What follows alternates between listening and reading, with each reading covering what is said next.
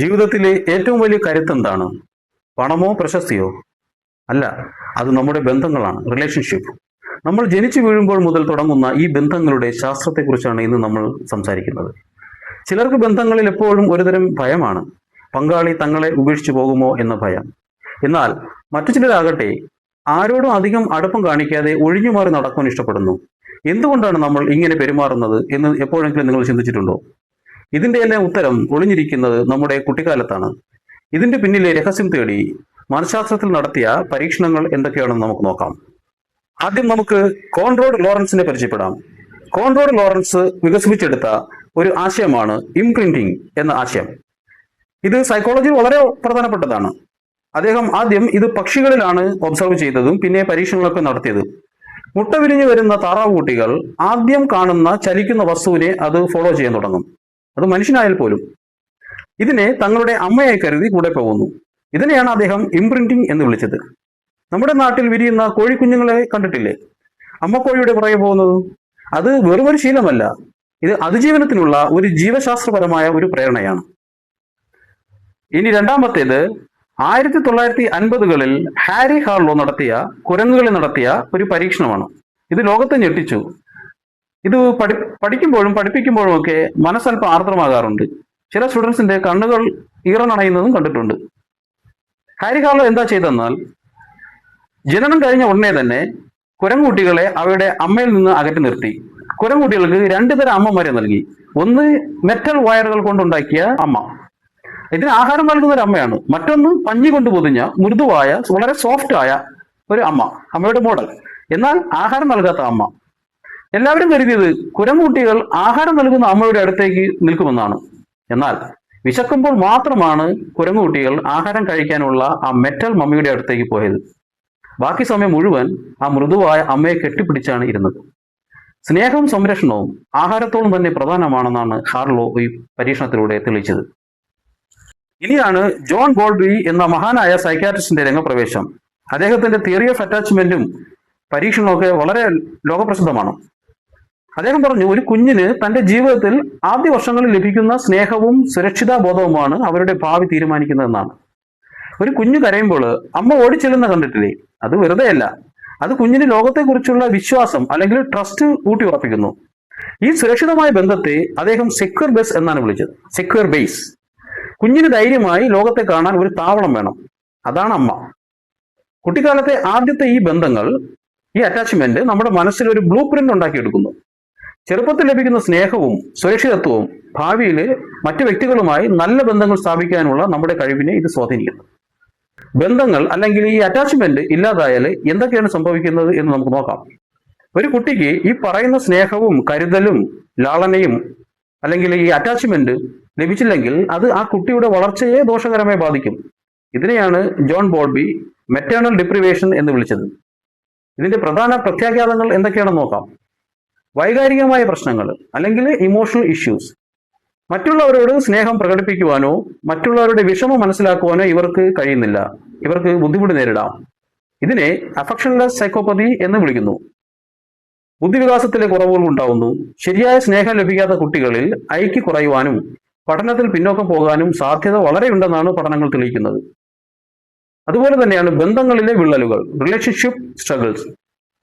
ചെറുപ്പത്തിൽ സുരക്ഷിതമായ അറ്റാച്ച്മെന്റ് അല്ലെങ്കിൽ ബന്ധം ലഭിക്കാത്തവർക്ക് മുതിർന്നു കഴിയുമ്പോൾ മറ്റുള്ളവരെ വിശ്വസിക്കുവാനോ ദാമ്പത്യ ജീവിതം വിജയകരമായി മുന്നോട്ട് കൊണ്ടുപോകാനോ അവർ പ്രയാസം നേരിടാം. നമ്മുടെ നാട്ടിൽ പലപ്പോഴും പറയാറുണ്ട്, കുട്ടികൾക്ക് ആഹാരവും വസ്ത്രവും നൽകിയ പോരെയെന്ന്. എന്നാൽ പോരാ. ആഹാരത്തെക്കാൾ ഉപരി അവർക്ക് വേണ്ടത് നമ്മളോടൊപ്പമുള്ള ഗുണനിലവാരമുള്ള സമയമാണ്, ക്വാളിറ്റി ഓഫ് ടൈം. ഒരു ചെടിക്ക് വെള്ളം എത്രത്തോളം പ്രാധാന്യമാണ്, അതുപോലെയാണ് കുഞ്ഞിന് സ്നേഹവും. തിയറി ഓഫ് അറ്റാച്ച്മെന്റ് തെളിയിക്കുവാനായിട്ട് ജോൺ ബോൾബി നടത്തിയ പരീക്ഷണമാണ് 44 ജുവനൈൽ തീവ് സ്റ്റഡി എന്ന് പറയുന്നത്. അതിനുവേണ്ടി അദ്ദേഹം തിരഞ്ഞെടുത്തത് ക്ലിനിക്കിൽ വന്ന 44 കൗമാരക്കാരായ മോഷ്ടാക്കളെയാണ് ഉപയോഗിച്ചത്. ഇവരെ അദ്ദേഹം മറ്റൊരു 44 സാധാരണ കുട്ടികളുമായി താരതമ്യം ചെയ്ത് നോക്കി.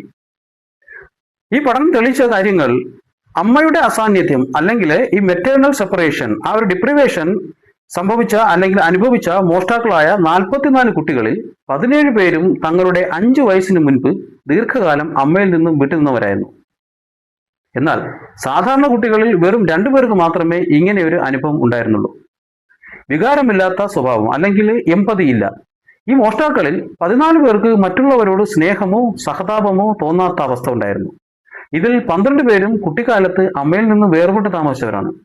ഇതിനെ ബോൾബി അഫക്ഷൻലെസ് സൈക്കോപ്പതി എന്നാണ് വിളിച്ചത്. നമ്മൾ ആദ്യം പറഞ്ഞിരുന്നു. അതായത് മറ്റുള്ളവരുടെ വേദന മനസ്സിലാക്കുവാനോ ചെയ്ത തെറ്റിൽ കുറ്റബോധം തോന്നുവാനോ ഇവർക്ക് കഴിയുന്നില്ല. എന്തുകൊണ്ടാണ് ഇതിങ്ങനെയൊക്കെ സംഭവിക്കുന്നത്? ബോൾബിയുടെ ഭാഷയിൽ പറഞ്ഞാൽ ഒരു കുഞ്ഞിന്റെ ആദ്യത്തെ 30 മന്ത്സ് അല്ലെങ്കിൽ 2.5 വയസ്സ് വരെ അത് വളരെ ക്രിട്ടിക്കൽ പീരീഡ് ആണ്, വളരെ പ്രാധാന്യമാണ്.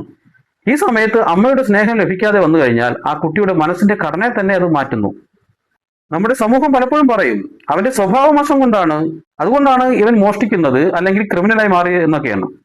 എന്നാൽ ബോൾബി പറയുന്നത് സ്നേഹം കിട്ടാത്ത ആ ഒരു കുഞ്ഞിന്റെ മനസ്സിന്റെ വിങ്ങലായിരിക്കാം അവനെ ഒരു കുറ്റവാളിയാക്കുന്നത് എന്നാണ്. ഒരു ചെടിക്ക് വളമിടുന്നത് പോലെ തന്നെ പ്രധാനമാണ് കുട്ടിക്ക് സ്നേഹം നൽകുന്നത്. ജോൺ ബോൾബിയുടെ ഈ ഒരു ഗവേഷണവും അദ്ദേഹത്തിന്റെ സിദ്ധാന്തവും വളരെ വിപ്ലവകരമായിരുന്നു. എങ്കിലും ചില കാര്യങ്ങളിൽ അദ്ദേഹം തെറ്റായിരുന്നു എന്ന് ചില സൈക്കോളജിസ്റ്റുമാർ അല്ലെങ്കിൽ ശാസ്ത്രജ്ഞന്മാരൊക്കെ പറയുന്നുണ്ട്. അമ്മ തന്നെ വേണമെന്നുണ്ടോ? ബോൾബി അമ്മ എന്ന വ്യക്തിക്കാണ് ഏറ്റവും കൂടുതൽ പ്രാധാന്യം നൽകിയത്. എന്നാൽ പിന്നീട് നടന്ന പഠനങ്ങൾ തെളിയിക്കുന്നത് അത് അച്ഛനോ മുത്തശ്ശിയോ അല്ലെങ്കിൽ കുട്ടിയെ സ്നേഹത്തോടെ പരിലാളിക്കുന്ന നോക്കുന്ന ആരുമാകാം. അവരിലായിരിക്കും ഈ കുട്ടി അറ്റാച്ച്മെന്റ് ഡെവലപ്പ് ചെയ്യുന്നത്. ഇത് മാറ്റാൻ കഴിയാത്തതാണ് ഇത്തരം പ്രശ്നങ്ങൾ. ബോൾബി വിശ്വസിച്ചിരുന്നത് കുട്ടിക്കാലത്ത് സ്നേഹം കിട്ടിയില്ലെങ്കിൽ ആ കുട്ടിയുടെ ജീവിതം പിന്നീട് ഒരിക്കലും നന്നാകാൻ കഴിയില്ല എന്നാണ്. എന്നാൽ മൈക്കൽ റോട്ടർ എന്ന സൈക്കോളജിസ്റ്റിന്റെ അഭിപ്രായത്തിൽ പറയുന്നത് പിന്നീട് അതിനുശേഷം നല്ല സാഹചര്യവും സ്നേഹവും ലഭിച്ചാൽ ഈ കുട്ടിക്ക് സാധാരണ ജീവിതത്തിലേക്ക് തിരിച്ചു വരാൻ സാധിക്കും എന്നാണ് പറയുന്നത്. ഈ ബോൾബിയുടെ സിദ്ധാന്തത്തിന്റെ ഇൻസ്പിറേഷൻ കൊണ്ട് മേരി എയിൻസ്വർത്ത് നടത്തിയ ഒരുപാട് ഗവേഷണങ്ങളുണ്ട്. അതിൽ അവർ പറയുന്നത് ഇങ്ങനെയാണ്: സുരക്ഷിതമായ ബന്ധം അല്ലെങ്കിൽ സെക്യൂർ അറ്റാച്ച്മെന്റ്, ഇതാണ് ഏറ്റവും ആരോഗ്യകരമായ രീതി. അതായത് ഒരു കുഞ്ഞും അമ്മയും തമ്മിലുള്ളത്. അമ്മ കൂടെ ഉള്ളപ്പോൾ കുട്ടി ആത്മവിശ്വാസത്തോടെ കളിക്കുന്നു. അമ്മ പുറത്തു പോകുമ്പോൾ കുട്ടി സങ്കടപ്പെടും. എന്നാൽ അമ്മ തിരികെ വരുമ്പോഴോ സന്തോഷത്തോടെ സ്വീകരിക്കുകയും ചെയ്യുന്നു, വേഗത്തിൽ ശാന്തനാവുകയും ചെയ്യും. ഇങ്ങനെയുള്ള കുട്ടികൾ വളരുമ്പോൾ മറ്റുള്ളവരെ വിശ്വസിക്കുവാനും നല്ല ബന്ധങ്ങൾ നിലനിർത്തുവാനും അവർക്ക് കഴിയുന്നു. ഇവർക്ക് സ്വന്തം കഴിവിൽ വിശ്വാസം ഉണ്ടാവും, നല്ല കോൺഫിഡൻസ് ഉണ്ടായിരിക്കും. അതുപോലെ തന്നെ ജീവിത പങ്കാളിയെ വിശ്വസിക്കാനും ഇവർക്ക് വരുംകാലങ്ങളിൽ ഇവർക്ക് വളരെ എളുപ്പമാണ്. അതുപോലെ ബന്ധങ്ങളിൽ ഇവർ സ്നേഹം പ്രകടിപ്പിക്കാൻ മടിയില്ലാത്തവരും പ്രശ്നങ്ങൾ തുറന്ന് സംസാരിച്ച് പരിഹരിക്കാൻ ശ്രമിക്കുന്നവരുമായിരിക്കും. തന്റെ ജീവിത പങ്കാളിക്ക് ആവശ്യമായ സ്വാതന്ത്ര്യം നൽകുവാനും ഇത്തരം കൂട്ടർക്ക് കഴിയും. മറ്റൊരു അറ്റാച്ച്മെന്റ് ആണ് ഉത്കണ്ഠ നിറഞ്ഞ ബന്ധം, അതായത് ഇൻസെക്യൂർ ആയിട്ടുള്ള അറ്റാച്ച്മെന്റ്. അമ്മയും കുഞ്ഞും തമ്മിൽ അമ്മ പോകുമ്പോൾ കുട്ടി അമിതമായി സങ്കടപ്പെടും. എന്നാൽ അമ്മ തിരികെ വരുമ്പോൾ കുട്ടി ദേഷ്യം കാണിക്കുകയും ചെയ്യും. അമ്മയെ തള്ളി മാറ്റുകയോ ചെയ്തേക്കാം. അതായത് അമ്മയോട് ഒട്ടി നിൽക്കണമെന്നുണ്ടാകും, എന്നാൽ ദേഷ്യവും ഒരേ സമയത്ത് ഉണ്ടാകാം. ഇത്തരക്കാരിൽ എപ്പോഴും പങ്കാളി തന്നെ ഉപേക്ഷിക്കുമോ എന്ന പേടിയായിരിക്കും ഇവർക്കുണ്ടാകുന്നത്. നിരന്തരമായ സ്നേഹപ്രകടനങ്ങളും ഉറപ്പുകളും ഇവർ ആഗ്രഹിക്കും. അവരുടെ കുടുംബജീവിതത്തിൽ നോക്കുകയാണെങ്കിൽ ഇവർ മുതിർന്നു കഴിഞ്ഞാൽ പങ്കാളി അല്പം വൈകിയാൽ പോലും അവർ അസ്വസ്ഥരാകും. പങ്കാളിയോട് അമിതമായി ഒട്ടി നിൽക്കുവാനും ഇവർ ശ്രമിക്കുകയും ചെയ്തേക്കാം. കാരണം സംരക്ഷകർ എപ്പോഴെങ്കിലും മാത്രമേ സ്നേഹം പ്രകടിപ്പിക്കുകയുള്ളൂ, മറ്റു സമയങ്ങളിൽ അവഗണിക്കും എന്നുള്ളതാണ് ഇവിടെ സംഭവിക്കുന്നത്. മൂന്നാമത്തേതാണ് ഒഴിഞ്ഞു മാറുന്ന ബന്ധം, ഇൻസെക്യൂർ അവോയ്ഡന്റ് അറ്റാച്ച്മെന്റ് എന്ന് എയിൻസ്വർത്ത് പറഞ്ഞത്. ഇതിലൂടെ കാണിക്കുന്ന സ്വഭാവം, അമ്മ പോകുമ്പോഴും വരുമ്പോഴും കുട്ടി വലിയ പ്രതികരണമൊന്നും കാണിക്കില്ല. അവർ അമ്മയെ ശ്രദ്ധിക്കാറേയില്ല. സ്വന്തം കളിപ്പാട്ടങ്ങളിലും കളികളിലും മാത്രം ശ്രദ്ധ കേന്ദ്രീകരിച്ചിരിക്കും. ഇവർക്ക് വലിയ താല്പര്യമൊന്നും അമ്മയോട് ഉണ്ടാവില്ല. എനിക്ക് ആരുടെയും സഹായം വേണ്ട, ഞാൻ ഒറ്റയ്ക്ക് മതി എന്ന ചിന്താഗതിക്കാരായിരിക്കും ഇവർ മുതിർന്നു കഴിയുമ്പോൾ. ബന്ധങ്ങൾ നോക്കുകയാണെങ്കിൽ ഇവർ വളരെ ഗൗരവക്കാരായിരിക്കും. ഇവർ ഉൾവലിയാനോ പങ്കാളിയിൽ നിന്ന് അകലം പാലിക്കുവാനോ ഒക്കെ ശ്രമിച്ചേക്കാം. വികാരങ്ങൾ പ്രകടിപ്പിക്കുന്നത് ഒരു ബലഹീനതയായി ഇവർ കാണുന്നു. കാരണം കുട്ടിയുടെ ആവശ്യങ്ങളോട് സംരക്ഷകർ നിരന്തരമായി വിമുഖത കാണിക്കുമ്പോൾ സഹായം ചോദിച്ചിട്ട് കാര്യമില്ലെന്ന് കുട്ടി മനസ്സിലാക്കുന്നു. ഇത്തരം കുട്ടിക്കാലത്തെ അനുഭവങ്ങളിൽ നിന്നാണ് ഇത്തരത്തിലുള്ള വ്യക്തിബന്ധങ്ങളിലെ പ്രശ്നങ്ങൾ ഭാവിയിൽ ഉണ്ടാവുന്നത്. അമ്മമാർ കുട്ടികളോട് അറ്റാച്ച്മെന്റ് ഉള്ളവരായി മാറുക. കുട്ടികൾ കരയുമ്പോൾ അവരെ ചേർത്ത് പിടിക്കുക, അവരുടെ വാക്കുകൾക്ക് ചെവി കൊടുക്കുക. അവർക്ക് ലോകത്തെ പേടിയില്ലാതെ കാണുവാനുള്ള ഒരു സെക്യൂർ ബേസ് ആണ് അമ്മ എന്നുള്ളത് തിരിച്ചറിയുക. നമ്മൾ നൽകുന്ന ഓരോ തുള്ളി സ്നേഹവും നാളത്തെ നല്ലൊരു പൗരനെയാണ് വാർത്തെടുക്കുന്നത്. ഇതൊരു നിക്ഷേപമാണ്. നമ്മൾ ഇന്ന് ആരാണ് എന്നതിലേക്ക് നയിച്ച ഒരു വലിയ യാത്ര നമ്മുടെ കുട്ടിക്കാലത്ത് തുടങ്ങിയിട്ടുണ്ട്. ഇത് പറയുന്നതെല്ലാം ഒരേ കാര്യമാണ്. നമുക്കെല്ലാവർക്കും സ്നേഹിക്കപ്പെടാനും സുരക്ഷിതമായിരിക്കുവാനും ഒരൊറ്റ ഹൃദയമെങ്കിലും എവിടെയെങ്കിലുമൊക്കെ ഉണ്ടായിരിക്കണം.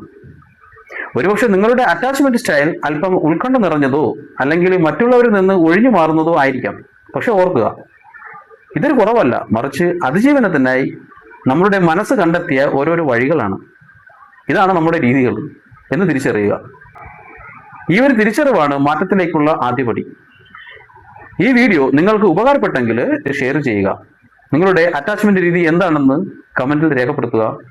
കൂടുതൽ സൈക്കോളജി റിലേറ്റഡ് വിഷയവുമായി ഇനിയും മറ്റൊരു എപ്പിസോഡ് കാണാം. അതുവരേക്കും എല്ലാവർക്കും ശുഭദിന ആശംസകൾ. നന്ദി.